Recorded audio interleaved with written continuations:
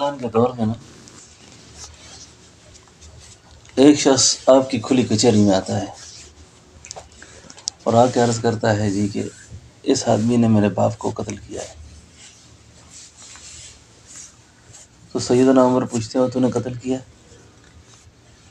اس نے کہا جی میں نے قتل کیا ہے.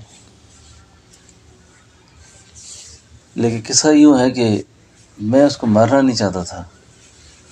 اس کے جانور میری زمین میں آئے تھے، میں پتھر مار کر جانور کو ہنکا رہا تھا. وہ پتھر جو ہے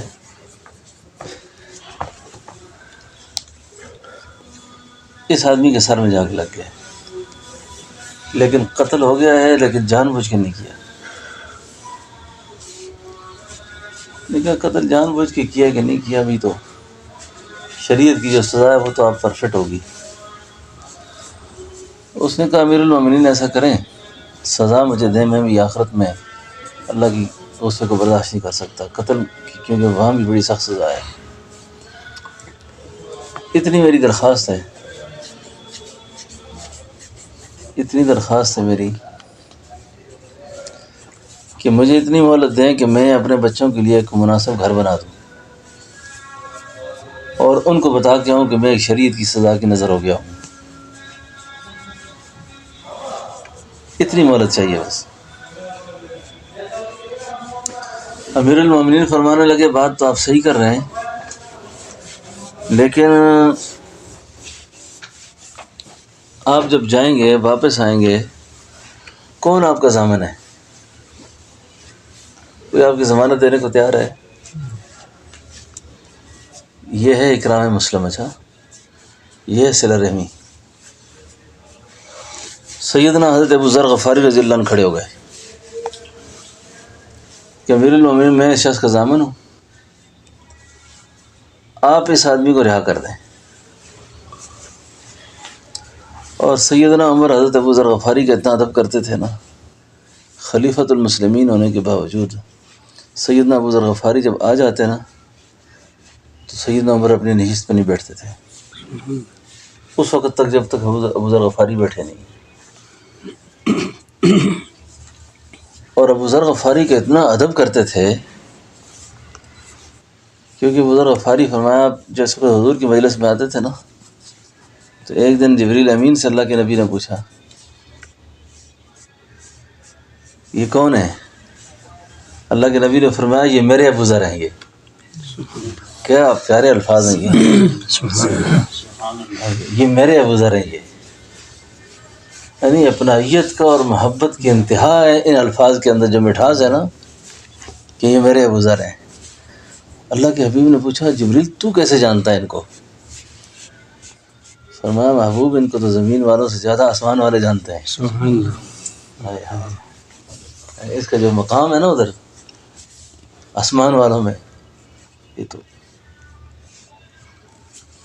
تو یہ سیدنا ابو ذر غفاری جو تھے نا ان کی 86 برس عمر تھی، رشح کے مریض تھے. یہ لرزتے ہاتھوں کے ساتھ کھڑے ہو گئے کہ امیر المومنین میں ضامن ہوں اس کا. اب ایک طرف ہے ادب، ایک طرف ہے شریعت. سیدنا عمر فرماتے ہیں ابو ذر غفاری بات سنیں، یہ واپس نہ آیا نا تو سزا آپ کو ہوگی. پھر یہ واپس نہ آیا تو پھر سزا آپ کو ہوگی. فرمایا میں سزا تیار ہوں اس کے لیے، آپ اس کو بری کر دیں. اللہ اکبر.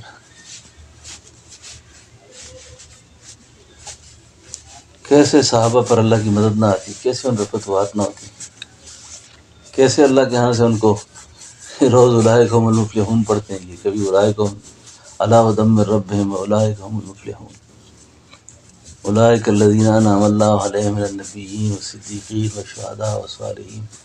یہ تو اسی جماعت کو تو یاد ہوتا ہے سارا. بندہ چلا گیا، مقررہ وقت پہ نہ آیا،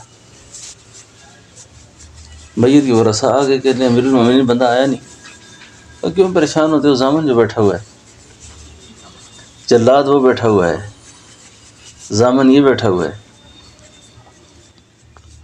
اس کو وقت پہ ہم اپنی ترتیب کر لیں گے، آپ پریشان ہو۔ سیدنا عمر کا تو کوڑا تھا، اپنا ایک عدالتی نظام تھا۔ چلو جی، ابھی یہ بات سی چل رہی ہے کہ بزرگ غفاری آپ جان تیار کریں، اتنے میں دیکھا وہ شخص آ گیا، وہ آیا جب وہ بھائی کیوں لیٹ ہو گئے ہو؟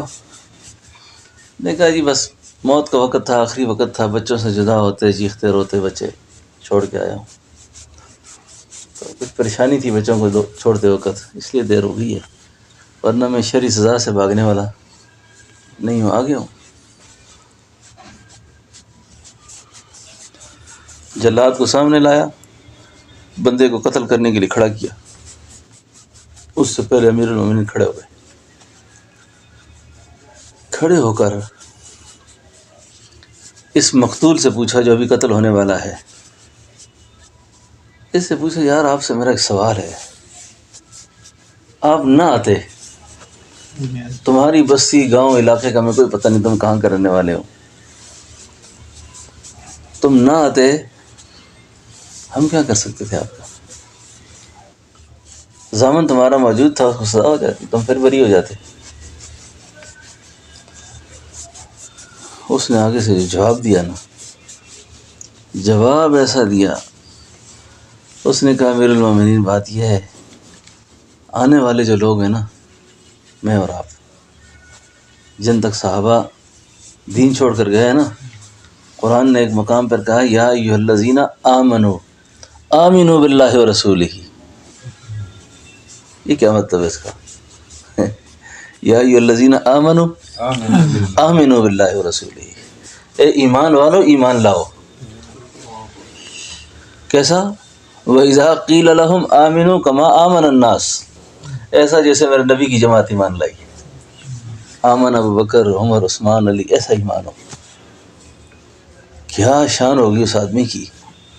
اس نے کہا حضور آیا اس لیے ہوں تاکہ آنے والے یہ جو مخلوق آئے گی نا بعد میں، ان کو پتہ چلے کہ حضور اللہ کے نبی ایک ایسی جماعت دنیا میں چھوڑ کے گئے ہیں، جب وہ وعدے کرتے تھے پھر وعدوں کو پورا بھی کرتے تھے۔ معاملہ موت کا وعدوں کی وفا کرتے تھے۔ کمال ہو گئی، اللہ اکبر، کمال ہو گئی تھی۔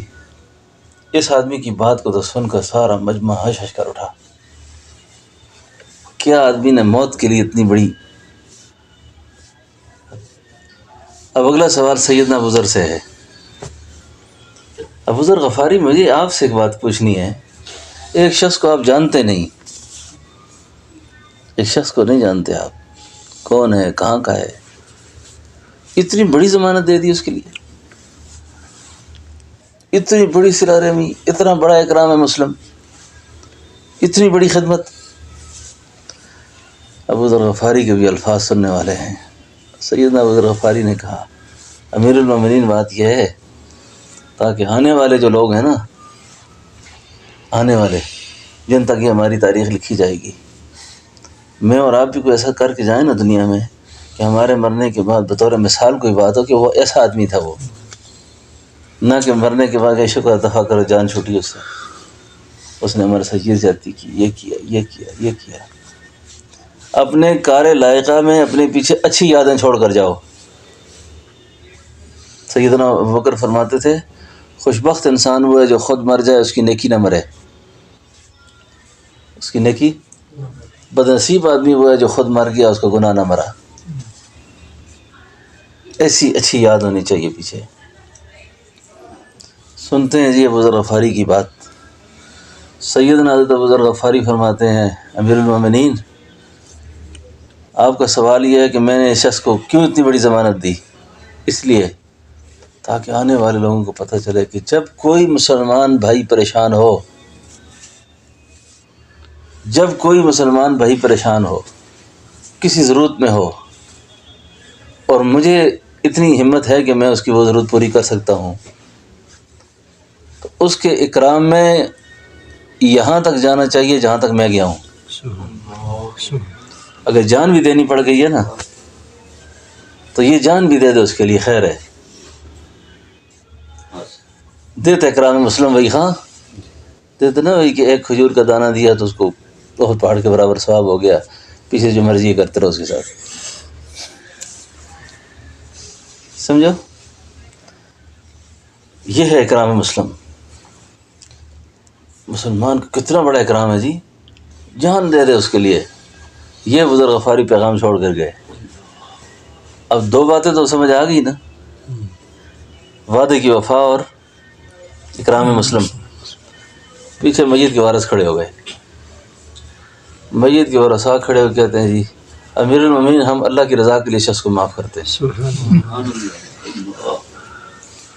او بھائی تم کیوں معاف کرتے ہو؟ اتنا کیس چلا، لے دی ہوئی، اتنی بحث ہوئی، اتنے معاملات چلے، اتنا لانجا کیا اس کے لیے، پہلے کرتے. اللہ اکبر. انہوں نے بھی بڑی عجیب بات کی.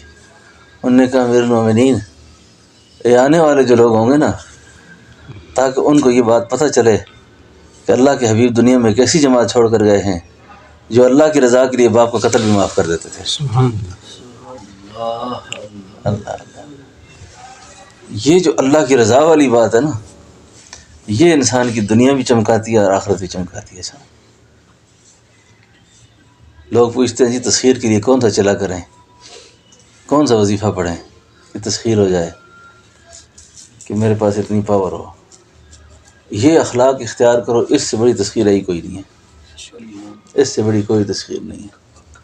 چلے کٹے تے کچھ نہ کھٹیا، کی لینا چلیاں بڑھ کے ہو، جاگ بنا دودھ نہ جمدے باہو، بامیں ہومن کڑ کڑ کے لال رتے ہو، بامیں ہومن کڑ کڑ کے لال رتے ہو. یہ جاگ جو ہے نا، جاگ اصل یہ ہے. آپ سارا دن رات دودھ کے نیچے آگ جلا کے رکھیں کہ میں دہی بناؤں گا، نہیں بن سکتی. صرف دہی کے اندر ایک انگلی ڈبو کے اس میں لگا دیں، بہت خوبصورت اچھا دہی تیار ہو جائے گا. یہ جاگ جو ہے نا، یہ اصل میں مومن کی حقیقت یہ ہے. سلطان بگ کیسا پیارا اشارہ کر کے گئے، چلے کٹے تے کچھ نہ کھٹیا، کی لینا چلیاں وڑ کے ہو، جاگ بنا دودھ نہ جمدے باہو، باویں ہومن کڑ کڑ کے لال رتے ہو، لال رتے ہو. سمجھ آ گئی جی؟ تو یہ جو صلہ رحمی ہے نا، یہ جو اکرام مسلم ہے، اللہ اکبر، یہ انسان کو چمکا کے رکھ دیتا ہے جی.